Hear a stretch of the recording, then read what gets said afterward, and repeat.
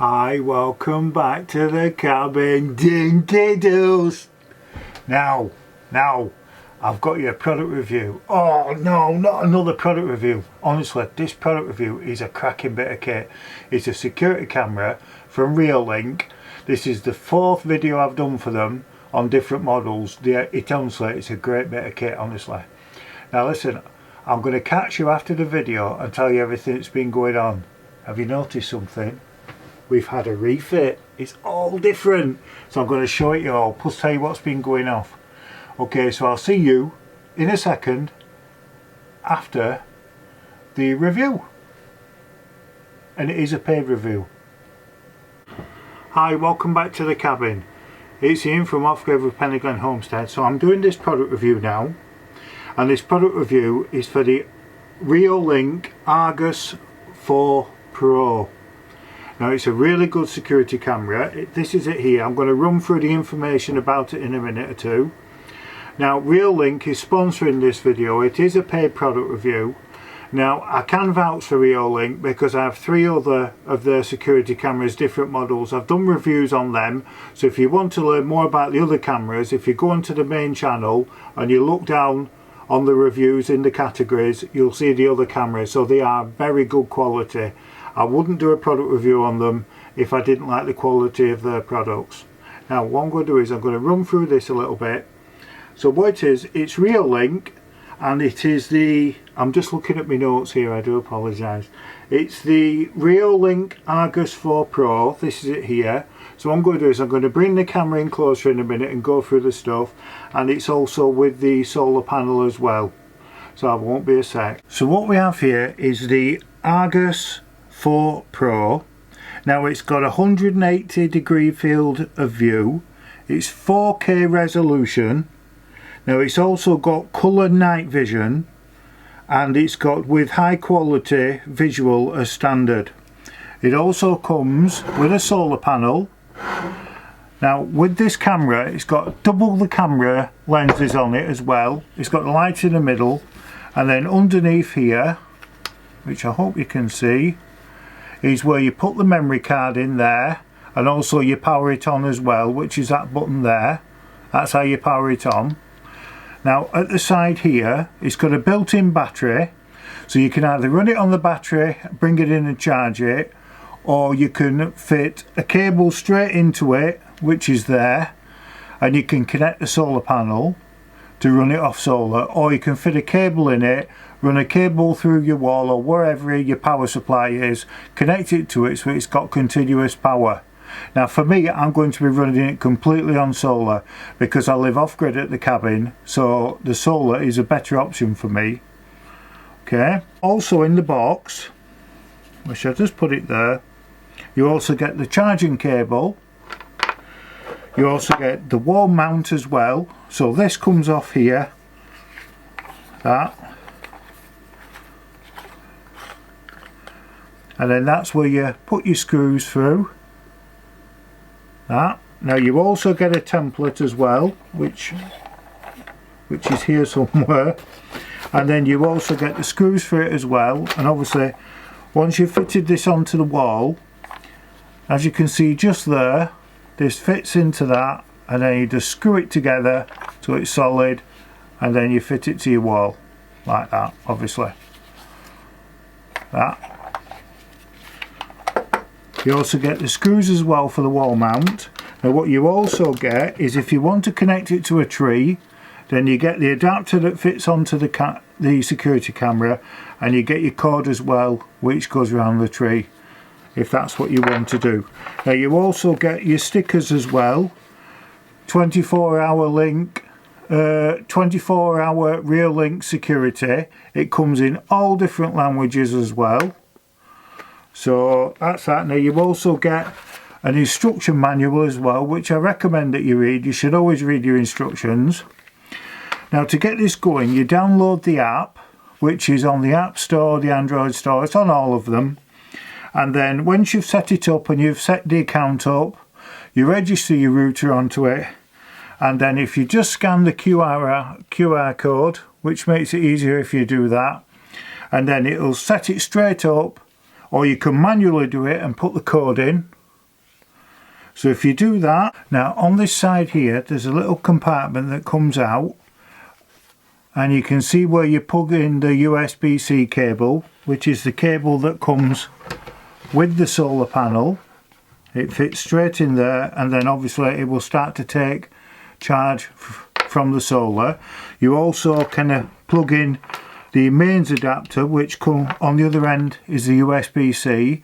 Now what I would recommend to you is, before you turn this on to activate it, to set it up, when it comes, this particular model only had 19% power in it, so I'll give it a full charge, which took about 20 minutes, something like that. And now that was charging it up off a power station, because as you know I'm off grid here, so that it didn't take hardly any time at all to charge. Now this is your solar panel that comes. Again, it is a very good quality solar panel. It also comes with the bracket on the back that you screw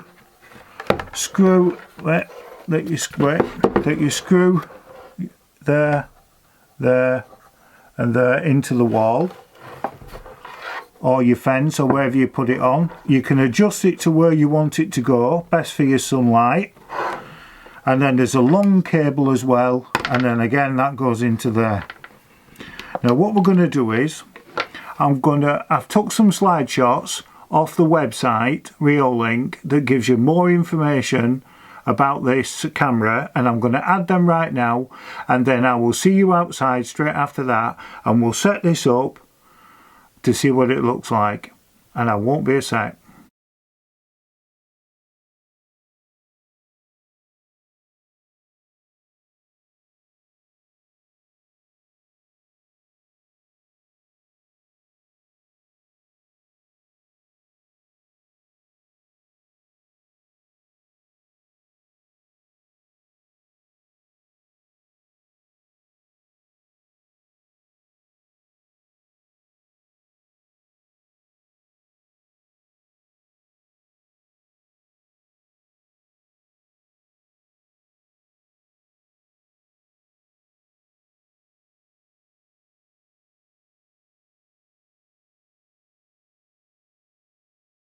I've fitted the security camera now on the post with the solar panel there.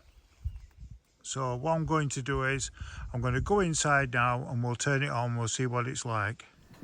Right, as you can see, we've come back into the cabin now, and this is the view of the security camera, the Reolink camera we've just fitted.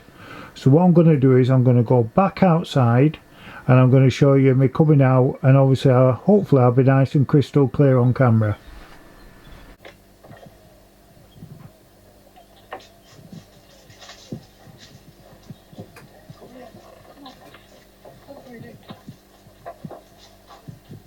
So hi to everyone, I hope you can hear me clearly on camera. So I'm going to be moving around a little bit now. Hopefully you'll still see me nice and crystal clear.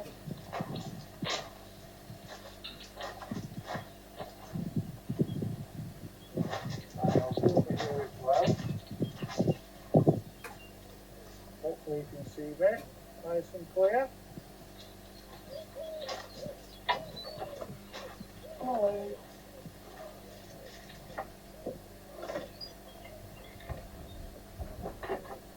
Welcome back. Now, it's a cracking bit of kit, that camera, innit?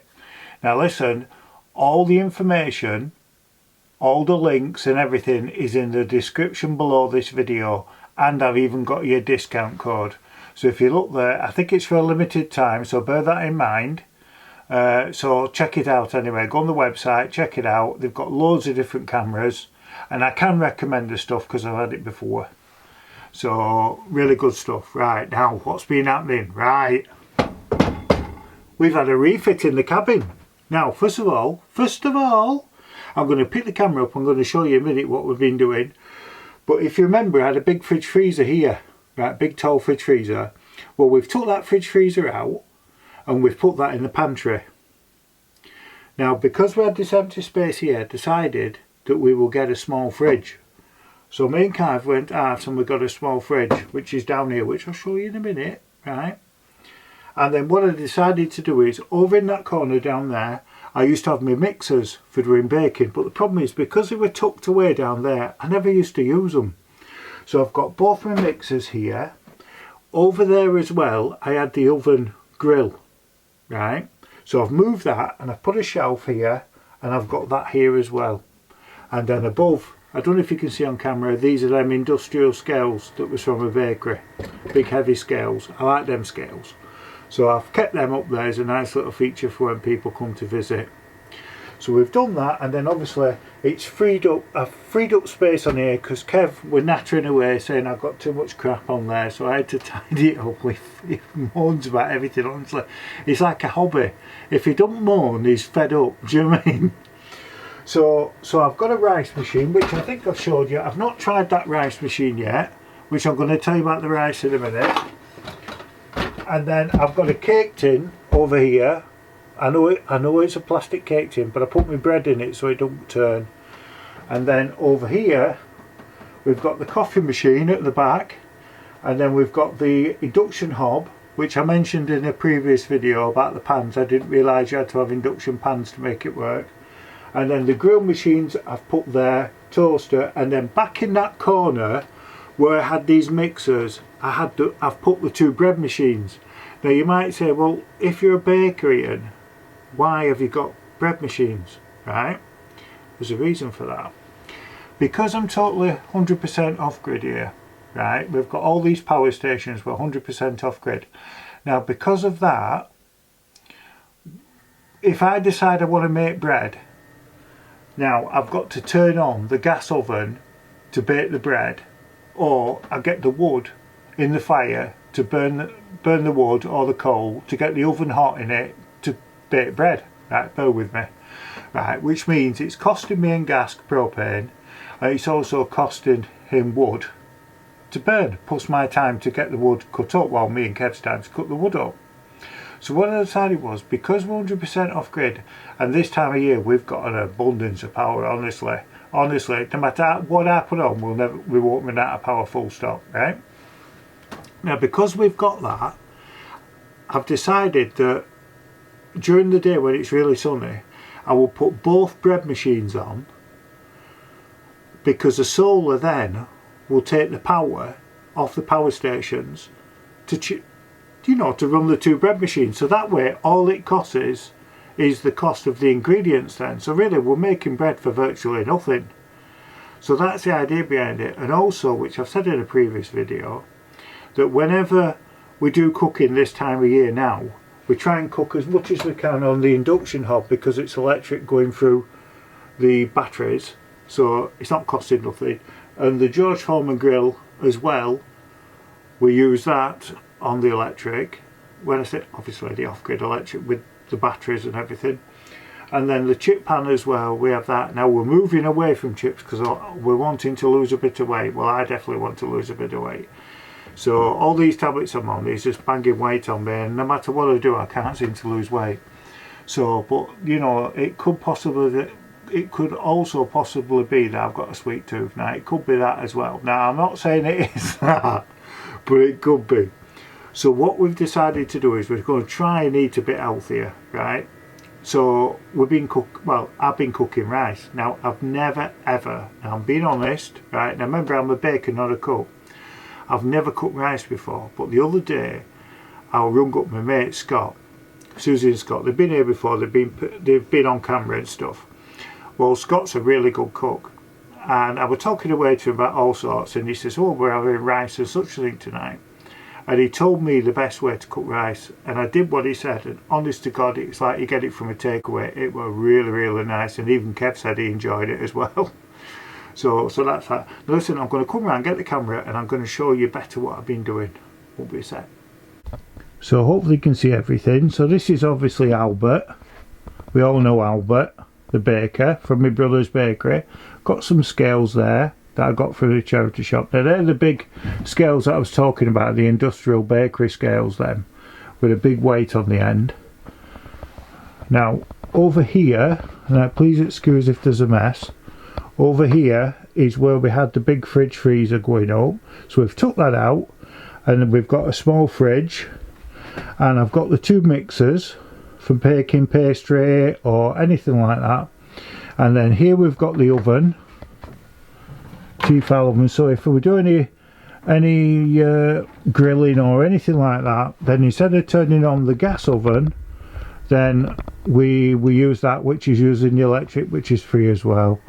So I've tidied my shelves up, I've got all my baking stuff there, and that's the big chest freezer that I always talk about. It's a big freezer, and that's the fridge, so I even have food in it, believe it or not. And then under here, please excuse the mess because it is messy under here and untidy. I've got the microwave as well there, and then over here we have the coffee machine with the coffee pods. Hopefully you can see that, all the coffee pods. And then this is the induction hob I was telling you about. Really good bit of kit, that, really good. But like I said, genuinely, I didn't know in the slightest that you had to use certain kind of pans to make it work.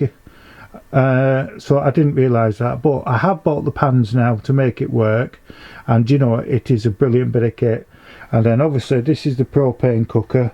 Obviously underneath this piece of wood here is 4 gas rings as well.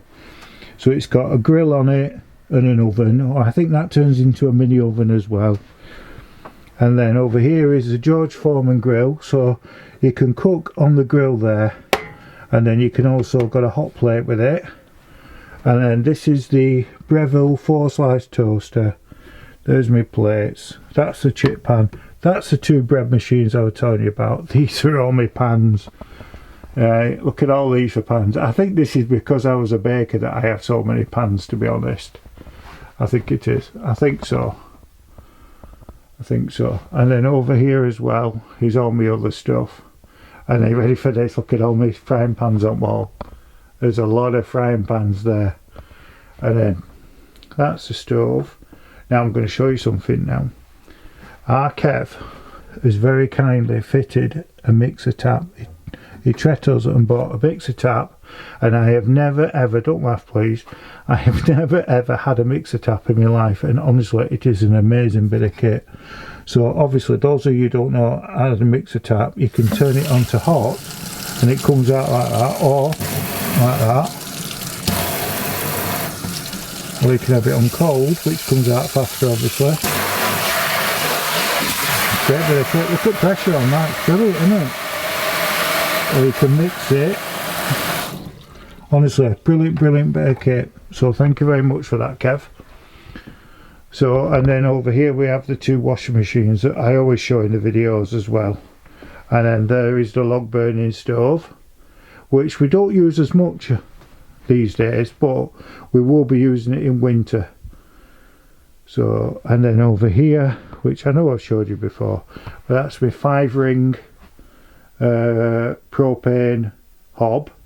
And what you do as well, which I hope you can see with the camera, you put the wok adapter in the middle like that, and you can fit a wok on it for cooking. So I like to do that, I must admit. So that's about that. And then over here are all the power stations that I have. Oh, that's the camera, it's filming.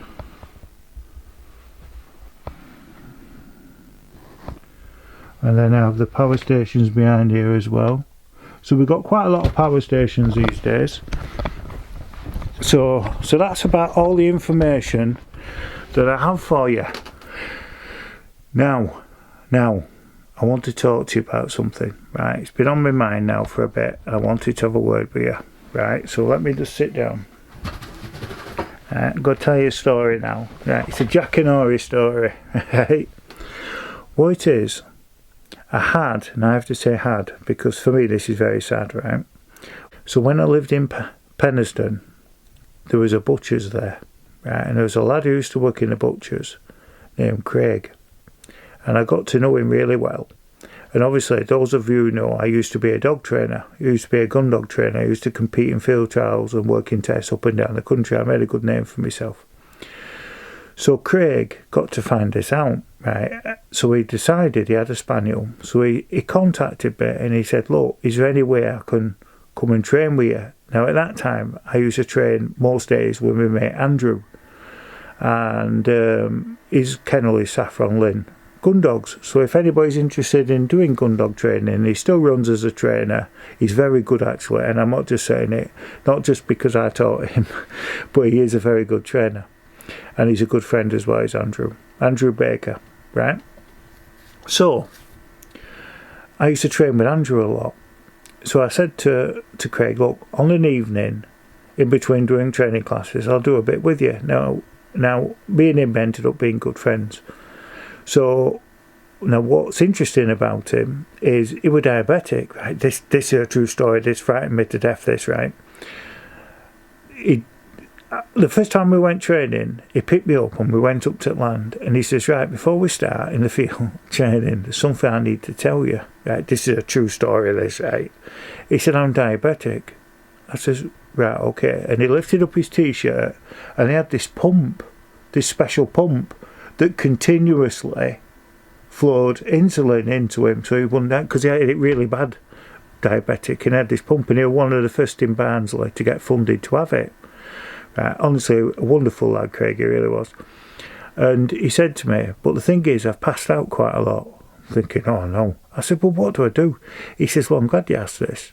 I have this that I keep in my bag, and it's an injection, and you've got to inject it into my muscle in my leg, and it'll bring me around, otherwise I can die. So he says, I'll show you how to do it. I thought, the heck? I couldn't believe when he said it. I went, right. I'm going, this doesn't happen often, does it? He goes, no. So, but honestly, we ended up being good mates. And then a friend of mine ended up having a litter of pups, and he bought one at the same time. Craig bought one at the same time as me. So we used to do quite a lot of training. And then I moved up to Scotland, and then I lost contact with him. And then every so often, we contact each other. Right, now that's the background story of Craig, right? So now I've told you a Jackanory background story of Craig. Now, about, like I say, he contacts me and I contact him about once a month, something like that.